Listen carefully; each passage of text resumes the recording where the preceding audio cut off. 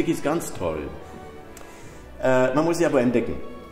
Und die eröffnet sich nicht so schnell wie natürlich bei Rosenkavalier oder bei Elektra.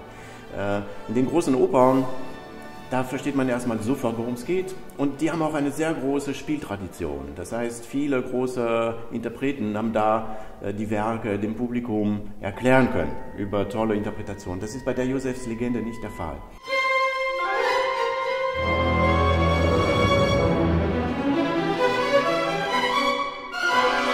Es ist auch ziemlich gut, das Libretto oder die Geschichte dabei zu haben. Aber zu sagen, dass die nicht gleich wertvoll ist wie die anderen Werke, das hatte ich auch öfters gelesen und einmal, wo ich mit der Partitur zugange war, dachte ich, nee, eigentlich, das ist großartiges Strauss, nur eben ein anderer Strauss.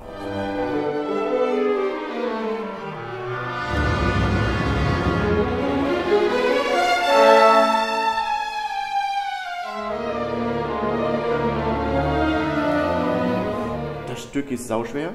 Und es ist in der Tat auch eine Form von Musik, die nicht so typisch ist für Strauss, auch wenn man trotzdem viel Strauss-artige Momente drin hat, die an viele andere Sachen erinnern.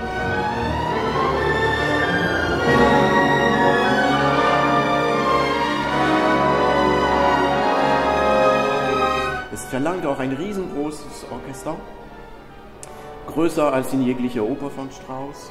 Das macht natürlich, dass schon allein logistisch das Werk nicht so oft gespielt werden kann.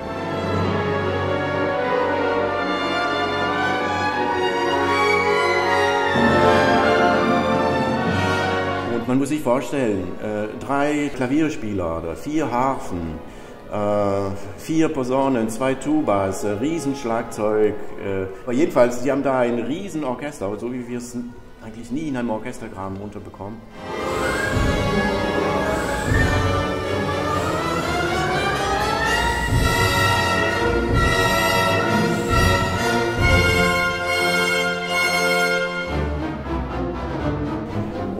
Ich kann Ihnen sagen, ja, das fetzt. Aber es fetzt nicht nur im Sinne von laut und opulent, es fetzt manchmal ganz schön im Kleinen. Also es gibt so ganz feine Stellen, wo nur 4 Solisten 2 Minuten lang miteinander musizieren und da ist die größte Qualität an Kammermusik wieder gefragt.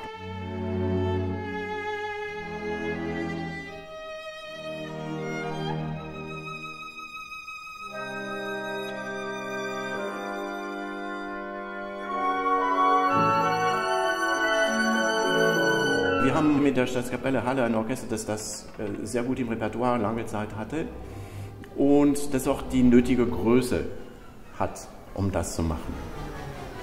Abgesehen davon, das Orchester spielt regelmäßig Ballett, spielt sehr viel Oper, sehr viel Konzerte und das ist eigentlich die ideale Konstellation, um so ein Werk ranzugehen.